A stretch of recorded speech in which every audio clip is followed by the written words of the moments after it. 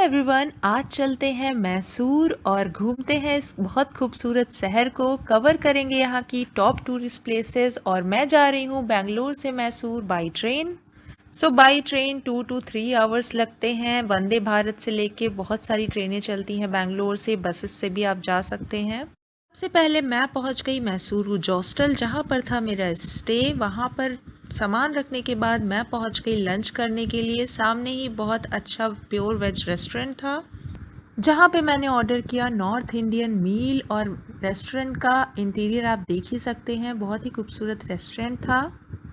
और फिर मैं पहुंच गई मैसूर पैलेस, जो कि टॉप टूरिस्ट प्लेस है मैसूर का। अगर आप मैसूर जाते हैं तो यहाँ के मैसूर पैलेस में ज़रूर विज़िट करें। 120 रुपीज़ पर पर्सन एंट्री टिकट थी। और ये महल जितना खूबसूरत बाहर से है, उससे कई ज़्यादा खूबसूरत ये अंदर से है। इस महल को आमतौर से अम्बा विलास पैलेस के नाम से भी जाना जाता है और यह वाडियार राजवंश का आधिकारिक निवास था। आइए जानते हैं इस महल के खास कमरों के बारे में। यहाँ पे है दरबार हॉल। यह सबसे प्रमुख और बड़ा हॉल है। यहाँ पे राजा दरबार लगाते थे और राजकीय कार्यक्रम को आयोजित करते थे। इसकी छत पर सुंदर कांच की कारीगरी और संगमरमर की फर्श यहाँ पे आपको देखने को मिलेगी। अम्बा विलास राजा का निजी सभा कक्ष था। दीवारों पर सोने की पत्तियों की सजावट की गई थी। कांच की जाली, कीमती लकड़ी और जटिल नक्काशी इसे बेहद खास बनाते हैं। इस महल में हाथी कक्ष भी है, जिसमें हाथियों को रखा जाता था। खास तौर पे दशहरा उत्सव के समय हाथियों का उपयोग जुलूस के लिए होता था।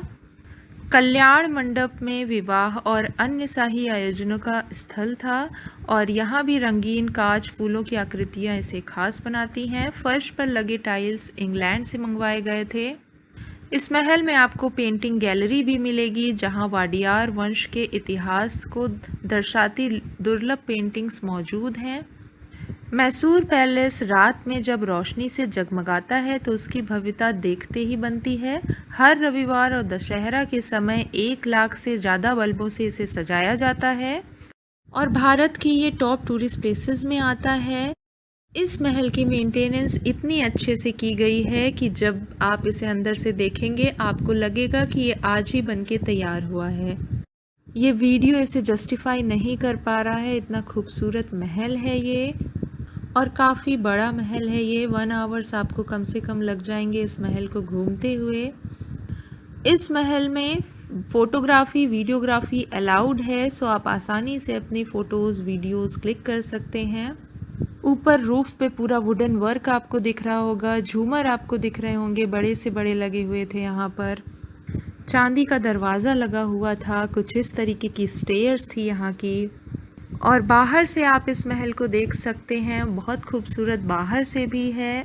बाहर गार्डन एरिया भी है, जहाँ पे बहुत सारे ट्रीज़ प्लांट्स हैं और फ्लावर्स लगे हुए हैं। और बाहर से इस पूरे महल में बल्ब्स लगे हुए हैं। 1 लाख बल्बों से ये सजा हुआ है। और रात में यहाँ पर म्यूज़िक लाइट शो होता है। उसकी टाइमिंग एंड डेज़ आप पता करके वो लाइट शो देख सकते हैं, बहुत ही खूबसूरत होता है। मैसूर पैलेस में कम से कम 2 आवर्स आप स्पेंड करिए। फिर मैं निकल गई फिलोमिना चर्च के लिए।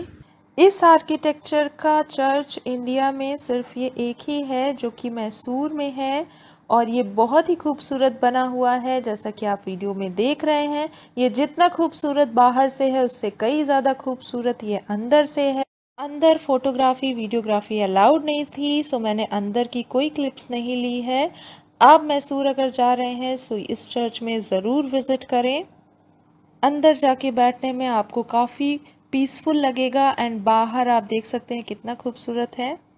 और फिर मैं निकल गई वृंदावन गार्डन के लिए, जो कि मैसूरू मेन सिटी से 21 किलोमीटर्स की दूरी पर है। 1 आवर लगता है आपको पहुंचने पे। आप प्राइवेट कैब, ऑटो या फिर बसेस से जा सकते हैं वहां पर। वृंदावन गार्डन मैसूरू का बहुत ही बड़ा और खूबसूरत पार्क है। यहाँ लोग ज़रूर विज़िट करते हैं। और आप देख सकते हैं यहाँ हज़ारों की भीड़ थी, क्योंकि यहाँ पर होता है लाइट शो इवनिंग में।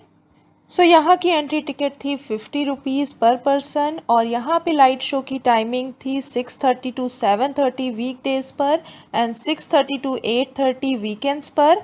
बाकी टाइमिंग चेंज भी हो सकती है। पार्क के बाहर कई सारी शॉप्स भी थी।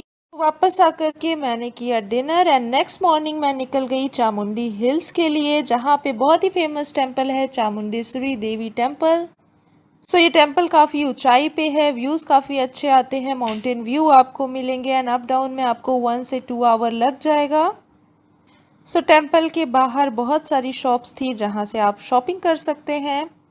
सो ये बहुत ही खूबसूरत टेंपल है। यहाँ की भी एंट्री टिकट थी 30 रुपीज़ एंड 100 रुपीज़। 100 रुपये का अगर आप टिकट लेते हैं तो आपको लाइन में कम लगना पड़ेगा एंड 30 रुपीज़ में आप पीछे की गेट से जाते हैं जहाँ पे लंबी लाइन आपको मिल सकती है। यहाँ पे मैंने टिकट ले ली है और इनसाइड वीडियोग्राफी फ़ोटोग्राफी अलाउड नहीं थी। दर्शन करने में आपको हाफ आवर लग सकता है अगर आपने 100 रुपीज़ का टिकट लिया है। और मैं दर्शन करके बाहर आ चुकी हूँ, मुझे मिला है ये प्रसाद। सो मैसूरू में आपको ऊबर ओला की फैसिलिटी मिल जाती है। ये है मैसूर पाक मिठाई, जो कि मैसूर की काफ़ी फेमस मिठाई है। अगर आप प्राइवेट ऑटो या कैब बुक करते हैं तो आपको 400 से 500 पे करना होगा सिटी से चामुंडी हिल्स अप डाउन के लिए। फिर मेरी बस थी मैसूरू से ऊटी के लिए और मैंने बुक की थी स्लीपर एसी बस मेक माई ट्रिप से।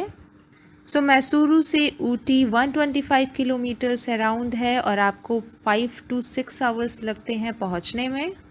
और ये थी MMK बस, काफ़ी कंफर्टेबल सीट्स थी, कर्टन्स लगे हुए थे, ब्लैंकेट मिला हुआ था और मेरी सीट थी लोअर सिंगल साइड बर्थ। सो 1 स्टॉपेज था, स्टॉपेज पे मैंने ली चाय और बस का इनसाइड व्यू आप देख सकते हैं। कुछ इस तरीके की बस थी और ये कुछ इस तरीके की सीट्स थी। और फिर मैंने खाया चाय एंड बिस्किट, क्योंकि कोई भी वेज रेस्टोरेंट स्टॉपेज पे नहीं था।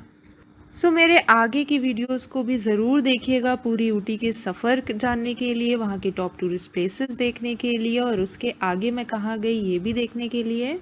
सो मैसूर से ऊटी बाय रोड जाने पर आपको बंदीपुर नेशनल पार्क भी मिलता है, जहाँ आपको रास्ते में हाथी, हिरण, मोर देखने को मिल सकते हैं। रास्ता बहुत ही खूबसूरत है। जैसे जैसे आप ऊंचाई की ओर बढ़ते हैं मौसम ठंडा और रास्ते अधिक घुमावदार होने लगते हैं। सड़क के दोनों ओर घने पेड़ और छोटी छोटी नदियाँ रास्ते को बहुत खूबसूरत बना देती है। सो रास्ते में आपको जंगल का पूरा व्यू मिलेगा, पाइन फॉरेस्ट मिलेगा, आपको ग्रीन माउंटेन्स आपको देखने को मिलेंगे। घुमावदार आपका रास्ता हो जाएगा जैसे जैसे आप पहाड़ियों पे ऊपर चढ़ेंगे। सो बहुत अच्छा व्यू मिलेगा। आप डे में सफ़र करिए अगर आपको व्यूज़ को एंजॉय करना है।